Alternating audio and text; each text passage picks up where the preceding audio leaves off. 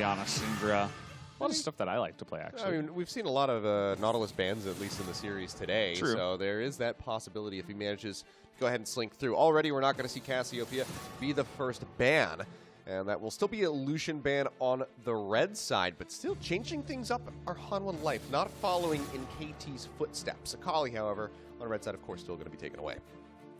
It seems like red side bans have been pretty consistently Lucian, Akali, and then a couple of other choices. We've seen MF, we've seen Ryze here, we've seen Nautilus that you did mention before, amongst other things. But the two bans of Akali and Lucian seem to be pretty stock standard, as the MF gets locked in, and then immediately they're going for Jace and Elise. Maybe they watched KT and they... oh, this worked really well for you. Yeah. Let's they're pick happy. those ones quickly. Yeah. I'll see if they continue to fill out the rest of that lineup, but really early pick for the Jace especially, I feel. Taking that one this early on is a bit surprising given the landscape that we've seen so far throughout the KeSPA Cup. But the Nautilus has, in fact, made it through. We saw the hover there for a moment. It will be the Lee Sin pickup for Haru, so a bit of a classic for him. The Rengar we were talking about earlier, another one. And then the Nautilus will still come in. Yeah, absolutely. This is definitely good stuff for Haru. He's going to be enjoying the Lee Sin. We have a lot of Lee Sin play nowadays, and we're getting more Elise. So good stuff over there on the opposite side. And I believe this will be our first Nautilus that does get picked up here in the KeSPA Cup, if I'm remembering correctly, alongside Sir Thomas Kench, who's going to show himself for the first time here in today's matches. I didn't know he got knighted. Yeah, no, he's Sir Thomas Kench. Sir Thomas Kench. You have to treat him with respect. Okay. He's a high society member here of the League of Legends squad. Well, Mordekaiser yet again going to be banned away here, taken out, and then it's going to be that Fiora. Trying to deny some picks out of the top lane. So it seems like maybe Hanwha Life thinking that this could be a mid lane Jace, perhaps, with some flexibility. Yeah, absolutely. By the way, we saw that it was tank, but actually it says NA sub is playing in the mid lane for ESC. But we saw this yesterday. Yeah. I think it is a bug. I think tank is actually playing. We'll try to get a confirmation on that for you guys. Yeah.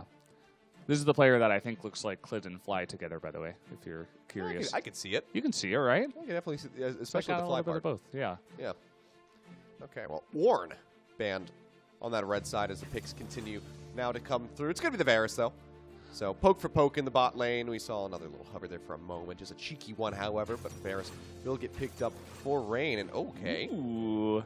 Already we're seeing some differentiation. You were here. talking about Nautilus in the mid lane, and I think you have landed on something very interesting. Lahens is a big-time Yuumi player from 2019. Ever since she came out, was always banned against him. Of course, Yuumi has been changed a lot. I think she has lost a lot of her strength, which is why you don't see it picked that often nowadays. But, I mean, alongside MF, it seems like a great lane in the bottom side to really poke down the Varus and be really annoying. Of course, you don't have that slow anymore on the Q, but you can still do some decent poke damage. And yeah, it's going to be cool to see this kind of lineup from the side of Hanwha Life. Not something we were expecting too much, but the Nautilus coming in to the mid lane. Got a couple of tanky boys there with the Aatrox, guys that are kind of bruisers with the builds that the Nautilus will be going for.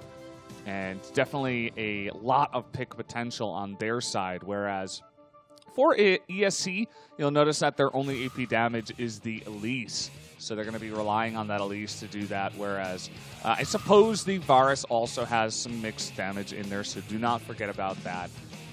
Definitely one of the AD carries that you can kind of go for this composition with, but Renekton mid returning up against a melee there shouldn't be too unhappy.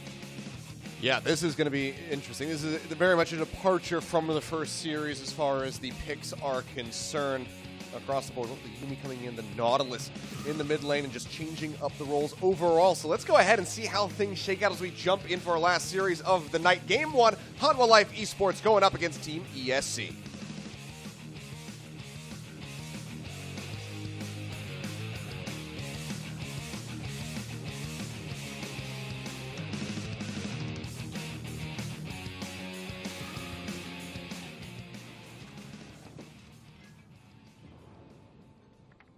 Hanwha Life! And 3, set! Hanwha Life fighting! Trying to pick a different voice to do this time. There's only one voice. ESC ever. I keep saying ever out of habit, dude. Yeah. Because I cast them back when they're ESC ever. I'm going to try this again. Esports connected. ESC, how do you say it? ESC fighting. ESC fighting. Wow, that was terrible. I'm so used to this team being called ESC ever. It's just the habit that I have to break. Ah, okay. I apologize. Yes, that is all good, Ivan. All right, let's get back to brass tacks now. Yeah, we got Seth back. Everybody's spreading out here. No shenanigans, but very cool stuff here. As Russian Achilles to join us there for a moment. I have already derailed myself. The game's not even getting, like, turning into a fiesta. It's just me. Yeah, we're bringing the fiesta home. All right. Well, anyway. So go ahead and take a look. Excited to see KeSPA back. You know, I haven't been able to watch him in a little while. He was always one of my favorite top laners when he was playing for Samsung and Gen G. So, excited to see how he fares here on this Aatrox versus the Jace. Yeah, taking a look at the individual lanes, the Jace obviously ranged can have a bit of fun against that Aatrox, do a nice amount of harass, and most likely isn't going to be able to kill the Aatrox or anything like that, but should have a fun time. Mid lane as Nautilus, obviously you have some shields, you're running the Aftershock. Can be seen as just a tank. We've seen it as AP in the past as well. So it'll be interesting to see what kind of build he goes up against the Renekton. Would not be surprised to see him go tank with all the damage they have in their composition anyway. Pretty good farmer, so I don't think he should have too much trouble in the mid lane, especially if he does go tank. Bottom side, just going to be looking to poke it down with the MF and the Yuumi, as is customary with both of those champions individually. And the Varus Tahm Kench, just extremely safe. Yeah. Decent trades back and forth here in the mid lane. Just kind of sub go at it. Garu going to be jumping over the wall with that blast cone, trying to scout out. Throws out the spider. Now will be spotted in the river on that ward. So didn't really get any sight on Haru. He stays hidden. They should know that he's going to be down around that lower side of the map, however. But Garu does reveal himself. Now it looks like he's just going to be waiting for that Scuttle Crab to come up. Try to pop that one down. Ooh, that Q. Nearly landed there, sweeping by the Sir Thomas Kench. And you mentioned he was spotted. Haru just saying, okay, if you want to go for an invade like that, I'll just go ahead and come down here. And this ward is going to be crucial for spotting this rotation up to the top side. Yep. Garo is going to show himself, and KeSPA does the smart thing. You do not want to give up an early kill just like that. And so he's able to avoid any kind of rotation, any ganks, and will be just fine even if he gets behind on CS. Yeah, of course, have that repel so you have the tower aggro reset. Keep yourself safe if you want to go for that dive. So very good by KeSPA, very seasoned. So just goes ahead, peels back. With pressure being applied, however, in the bot lane, the Tongue Lash not quite going to connect from Mocha. So just a little bit of chip damage going through onto both the tower and the members at ESC in the bot lane. We should almost never really have to watch the mid lane, though, because it's just going to be a lot of this. Yeah, Nautilus is really good at just farming with his E. Not really going to be in too much trouble. Maybe as the Renekton gets a couple of items, but in general, should be just fine. The lane that will take the most abuse for Hanwha Life will be the top lane, so that's where ESC are kind of looking to really step it up. And speaking of which, we do have junglers visiting the top side to help out this lane that does have a lot of volatility built into it. Haru has peeled back, is going to be going for the Gromp. Had he gone over the wall, would have been spotted on that ward, obviously, and that would have allowed for ESC to kind of bluff a bit and play a little aggressively. Chain's going to be coming down, doesn't pull him back to the center. Now they're going to be spotting him out, tries to flash away, but the Kun is good, and that's going to be first blood going over to ESC. You can see right there, Garu. Well-executed gank, and Har just wasn't close enough to get there in time to try and keep his teammate alive, so KeSPA does go down. A bit disappointing by Kive. He also got minion blocked up in the top side, so that was very unfortunate. He was taking a good trade, but after all, it was actually Lapis just baiting him in. So I think just based on that lane, you have to read it a little bit better than that. Maybe felt too safe because he had Haru nearby, as you were mentioning. But it's a great capitalization by Lapis and Garo to get up there and put that pressure on with the Elise like you do have to do. So props to them, as Haru once again knows that this top lane is where the fun is going to be. Kive jumping forward. He's coming down again. He's going to get dragged into the center now. Lapis trying to get away, and the Sonic Wave does not connect from Haru. So we'll be safe on that Jace for now. Already, though, you can see Garo moving down, looking at that Mountain Drake. So does he go ahead and start this up? The answer is going to be yes. It clears out the ward. Yeah, it does have that built-in sustain on the Elise, so we'll be fine to go ahead and try to get that first one. We saw a flash on the top side by Lapis. I heard the sound, but I didn't actually see him move. Not sure what the story was with that, but he did end up flashing there, so maybe we could see Haru return to the top side if he does get level 6. That would be a very nice gank in the top side, as Garo gonna come down here, picks up that Mountain Drake. We got an Ocean up next, and that'll be a good start here for ESC. We were definitely favoring, again, Hanwha Life coming into this one. They have a bit more experience, as we're going to take another look here at the replay. Lapis just kind of baiting him in. And then Kive, and boom. Blocked, and then predicting the flash. The cocoon comes in. Really nicely done by Garo to capitalize on that and get that first blood for his team. Yeah, very nicely executed. Haru trying to drive Garo out of his jungle, but he just cannot do so, so loses out on that control ward. Lava and Lahens will be doing the exact same thing here in the bot lane, just trying to get as much vision as they possibly can to try and ensure some gankability for Haru down to that bottom lane. So far, though, it's going to be a nice CS lead coming in for Lava. We were talking about how much hope this bot lane duo of the Yuumi and the MF do have, so Lava just chunking away at them as steady as he can. The one thing you do have to be careful about as the Tahm Kench is to not drop out the guy that you devour right behind you, because then that Q from the Misfortune is just going to plop him in the face. Is the ultimate going to come out here? Yeah, and that's going to go ahead and cause the heal to be used by Mocha just to ensure that Rain could make it out of there without having to use the flash. I think he would have been fine already, but still not the longest CD. Wait for that one to come back up. So just goes ahead, pops that heal to try to make sure that they have a little bit of staying power. So it seems like Rain will be sticking around. Doesn't want to go back to base quite yet. Got the rest of those minions, and now will be going back. But here's a surprise over the wall. The Blast Cone coming through. Temp trying to close the distance. Has the ult ready to go. They have the vision. Get the pop up here onto the Jace. Can they get the kill before the TPs are finished? Because there's two coming in. The knockback there onto Haru. Ult's going to be coming out now from NA Sub. Gets the stun with an LBU. A lot of damage coming through, just slicing and dicing his way to ensure that kill for Rain, who has TP'd up and got the first kill of the game for himself. It's a very nice turnaround here for the side of ESC. Great response.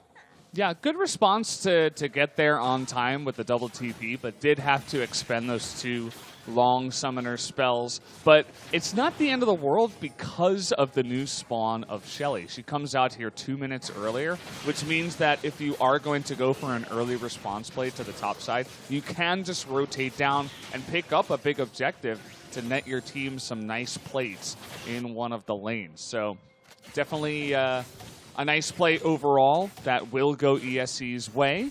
We do have Lava coming back down to the bottom side, and it'll be interesting, again, as I say Lava on the MF, to see how he does in this new role. But he's getting a nice amount of free farm, at least, is now 24 CS ahead of that Varus, and is feeling pretty good about that, at least.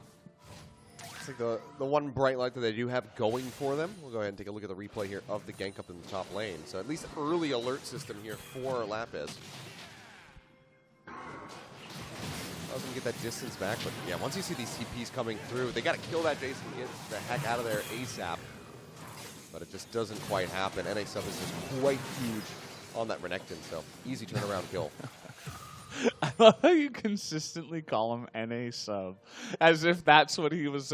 That's what he wanted with this name. He's like, I think yeah, it's I think it's the absolute last thing that he wanted with this name. I just really wanted to be known as a sub for NA. Yeah. Oh boy. Well, poor Nasub. Nasub. We'll be calling him NA sub. Probably be a little bit of back and forth. There's a Voyage in from behind, however, though. Rain and Mocha trying to pinch in on QV. TP defensively does come through from Temps to help clear out the minion wave and ensure safety. Will be all right as Lava just starts chunking away at Nasub now. A lot of damage coming through. He's going to pop the ult, instantly gets rooted down by the final chapter and finished off. Didn't stand a chance.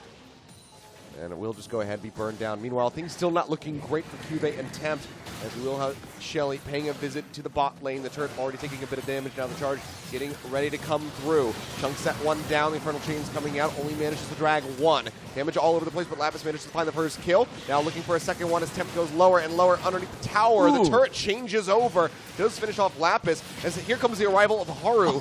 Dives in. Mocha going to be going golden, flashes to the other side, and the cocoon locks him up so Haru cannot do a damn thing at this tower. ESC playing it really well in the end. Even though the dive took extremely long, it's a couple of guys that are really hard to take down. They do eventually get them. And then at the end, the Lee Sin kick was stopwatched, I believe, by the Tom Kent. And then the flash away into the cocoon by Garo is going to be able to get them all to safety. So many low members that Lee Sin could have terrorized in the bottom lane are just denied and negated by a couple of great mechanical plays. And ESC just goes ahead and now picks up the second Drake of the game, so Ocean going to be going over to them. So still very much on track. The gold lead has shrunk a bit, but as far as objective play, still looking pretty darn good for the side of ESC, as they will snatch that up. Turrets getting closer and closer to having the first one taken down. So you see Lapis coming back here into the bottom lane yet again. And it's going to be Infernal for third Dragon. I think this is three times in a row. Same 3 times in a row. And I think it's the same exact 3 Drakes as well. We may have had a Cloud in game 1 as the second Drake, but I'm pretty sure we had Mountain into Ocean into Infernal and Elemental Rift 3 times in a row. Which is pretty ridiculous. I hope the game isn't broken. As we're going to take a look here at this replay, it's obvious that NA Sub perhaps doesn't have too much experience against this duo, but you can't just walk up to it. Yeah. You're going to die. Well, it's all right. His team overall still doing quite nicely. Was hoping to get that stun off earlier to interrupt the bull time, but so much damage already been pumped out, and then when you push that far forward, you're standing right in front of the final chapter from the Yuumi, so it's a guaranteed stun coming out from her ultimate as well. So set himself up for failure and for death, much like an NA sub would do. But looking back here at the game, only separated by a couple hundred gold right now. ESC are barely in the lead as it's 1-1 in towers. They have those 2 Drakes, and they're only up in a single kill. So this is definitely still winnable for Hanwha Life, but they need to tighten up their play. Haru especially has not really been impressing on the Lee Sin thus far. They struggled a little bit for sure. Not really the Haru of old. Perhaps he can get up to that level here as the game does come along. But Lava gonna get cocooned up here. Oh, yeah, man. Or just going in for that one. Goes up with a repel. Has to drop straight back down. Now going to be going golden. Does not have that flash. Needs a bailout from his team. But instead it's going to be dredge lined in by Tempt and finish off here in the end. So mid laner does manage to find the kill onto the enemy jungler. That's a lot of CC and pressure now going to be taken away. So Hanwha Life, I feel like they're going to be grouping up here in this mid lane. Have a decent minion wave with a cannon creep coming up to try to knock down this tower. At least get some significant damage in. Dredge line into the back. Tempt going a bit deep. Pops the ultimate. Gets the double knock up. Now the kickback. Haru manages to find it, but maybe overstepped a little bit. Took a couple turret shots, and there wasn't really that much follow-up. That didn't really manage to get a kick out too far up into the mid lane for the rest of the team to capitalize on that CC. They still disrupt and chunk out the HP bars of ESC, however, so they have to retreat. You could see what they were trying to do. They do have a decent amount of CC in their lineup, especially if they can get Lee Sin into the back line and kicking someone back straight into the bullet time. they end up not really hitting much, as a lot of damage did get put out, but Haru went in a little bit too late, it looked like, so he wasn't really able to follow up.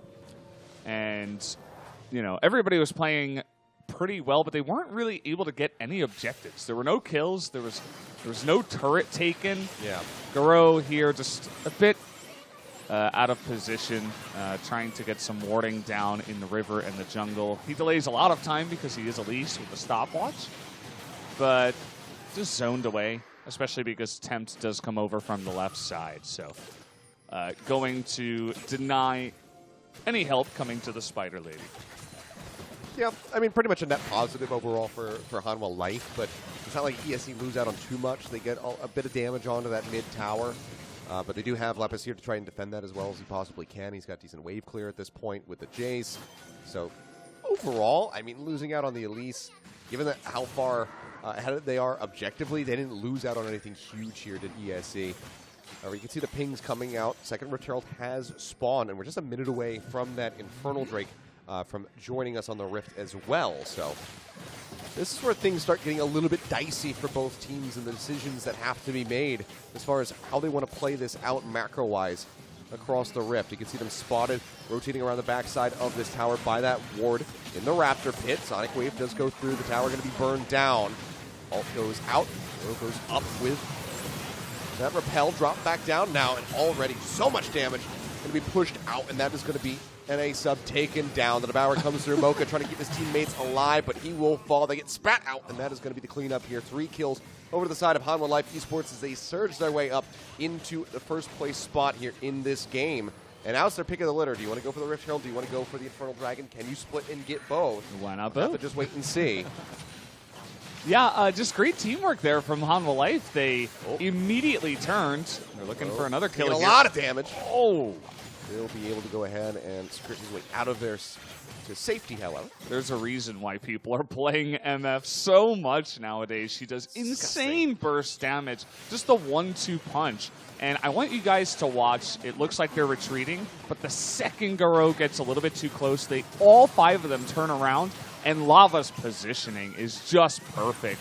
Lines up that bullet time straight into NA Sub, who just, again, gets in the way, trying to kite for his teammate, Elise, who gets away, but 3 people were killed because everybody kind of got baited into that fight, and because Hanwha Life's response and the turn that they had that was so quick was just too quick for ESC to really handle. So yeah, they immediately shut it down, and Nautilus, we talked about him, he gets banned a lot. We're beginning to see some reasons why. He has some insane CC and pick ability, and it looks like the build is just going to be full AP. Doesn't really care about the Renekton anymore in this game, so just pumping up the damage as their pick potential as a team is pretty obnoxious. I mean, it's just so much AoE potential that we saw right there. I mean, not like Bullet Time already doing a lot of damage for this MF, but then stack that in with the final chapter, just stunning up everybody in its path. It's just such an oppressive combo, and that's the second time that we've seen this pulled off very nicely by the bot lane of Hanwha Life. So it seems like Lava and Lahens, as far as their synergy is concerned, is looking very good for both of them thus far. Or you could call them Lahens. Lahens, yes. As a duo. It doesn't really change much, only the one letter, I suppose. Lavend? Lavens. Lavens. Yeah, that makes more sense, I guess, for getting Lava in there as more than just an LA.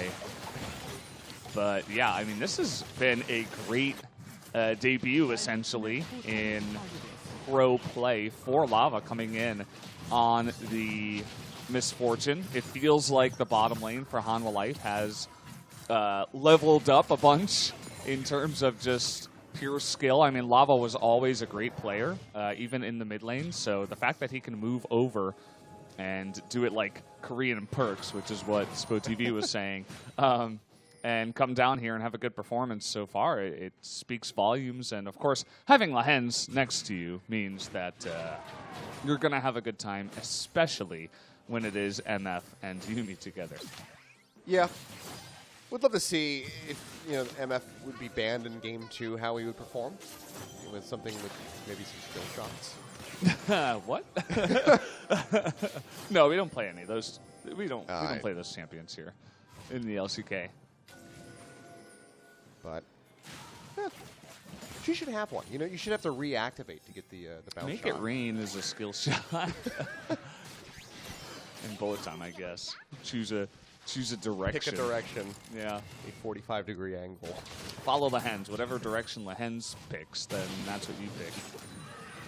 Well, deep into the enemy jungle right now are Hanwha Life. Lapis just going to be trying to trade something back into the favor. It's going to be a tier 2 tower for a tier 2 tower. He's a top for their bot. And now KeSPA will go ahead and move down to match. Both of them going to be having those TPs available. Should Hanwha Life stick around in the top lane, it seems like they have no intentions of really peeling back, at least for now. Making it rain and chunking away at Nasub as much as they possibly can. We'll knock him down to about half HP before they go ahead and peel away. Next Infernal Dragon going to be up in a minute and 45. Baron ready to go. It was a good move by Lapis to get something out of a rough situation and pick off that tier 2. And Hanwha Life really trying to push the issue. They know they have really insane pick potential. And so they're not really concerned about diving turrets either, especially because Tams has gotten a couple of items here. You can see he's aiming dredge lines under turret, and if he hits them, he's going in. The team is going to follow up because you have the lockdown of the Nautilus and the follow-up. You've got Lahen's final chapter. And really, it's going to be up to Mocha. I feel like he's the most important player right now in the ESC lineup against this kind of squad, just because of the way Tom Kent works and how he will be the one savior for all of that pick that Hanwha Life do have. He's going to be doing his damnedest at least to be that one savior. You can see ult coming out. Can't really find any setup, however, so we'll just be a little bit of poke damage and a tool lost for the side of Hanwha Life. Still showing some presence in the mid lane, though. Just waiting for that next minion wave, so not backing down. Temp's like, I have HP, I have cooldowns. We can still play around this tower. Goes in for that dredge line, up into the air, goes to Ro. He drops back down, instantly gets stunned up, and will be eliminated. Now next dredge line going to be coming through. Manages to find an exit, jumps his way into the back line. It's a stun in, but the whole time going to be coming through. Tickles him as he exits with the ult rolling, however. Retreats to safety underneath the tower, but it's not really safe for that much longer. That Sanctuary will be taken away from them, which is a little bit more damage spat out over towards that turret. And we're on the bot lane. KeSPA going to be flashing away, flash the chase, and the Shock Blast not going to connect, so Lapis has to retreat. I want to shout out NA Sub. Doesn't look good for ESC or him in this game, but I think he played against this combo really well. The second he knew he was caught, he didn't go back. He didn't try to run. He immediately hopped in and stunned the Misfortune and actually provided a front line for the damage of Elise and Varus in the back. Well, Elise was dead, but the Varus at least in the back.